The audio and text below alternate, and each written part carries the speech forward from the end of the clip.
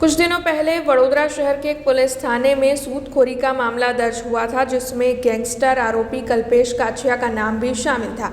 तब कल आखिरकार दमन से कल्पेश काछिया की गिरफ्तारी कर ली गई।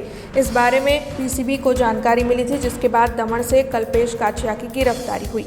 कल्पेश काछिया के खिलाफ पहले भी कई गुनाह दर्ज हैं। अब आपको बता दें कि गिरफ्तारी के बाद joint commissioner doctor Leena Patil की ओर से इस बारे में पत्रकार परिषद आयोजित कर ज़्यादा जानकारी दी गई। वैसे पुलिस ने इस मामले में आगे जांच शुरू की है, लेकिन आज जो नज़ारा देखने मिला उसमें यह साफ दिखाई पड़ रहा था कि आरोपी कल्पेश काछिया की गिरफ्तारी के बाद पुलिस ने उसकी जमकर पिटाई की है। गई तारीख 2 ડિસેમ્બરના રોજ એક વ્યાજખોરીને લગતો નવાપુરા પોલીસ સ્ટેશન ખાતે ગુનો દાખલ કરવામાં આવેલો હતો, જેમાં ફરિયાદીએ સંતોષ ઉર્ફે બાબુભાઈ ભાવસાર વિરુદ્ધમાં ગુનો દાખલ કરાવેલો હતો અને એ ગુનાની તપાસ દરમિયાન કલ્પેશ અરવિંદભાઈ પટેલ ઉર્ફે કલ્પેશ કાછિયાનું નામ તપાસમાં ઇન્વેસ્ટિગેશનમાં બહાર આવેલ અને જે આટલા 15 દિવસથી છેલ્લા નાસ્તો ફરતો હતો એને વડોદરા સિટીની અલગ અલગ જે ટીમ બનાવેલી હતી, જેમાં એક ક્રાઇમની ટીમ, લોકલ પોલીસની ટીમ અને પીસીબી એસઓજીની ટીમ જે બનાવેલી હતી, એમાંથી પીસીબીની ટીમ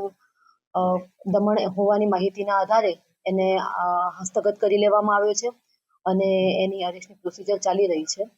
કલ્પેશ કાછિયો કે જે વડોદરા શહેરનો કુખ્યાત ગુનેગાર છે, તેની ઉપર 20 જેટલા અલગ અલગ ખૂનની કોશિશ, રાયોટિંગ, આર્મ્સ એક્ટના ગુનાઓ દાખલ થયેલા છે અને આ ઉપરાંત એની 5 વખત પાસા પણ થયેલી છે.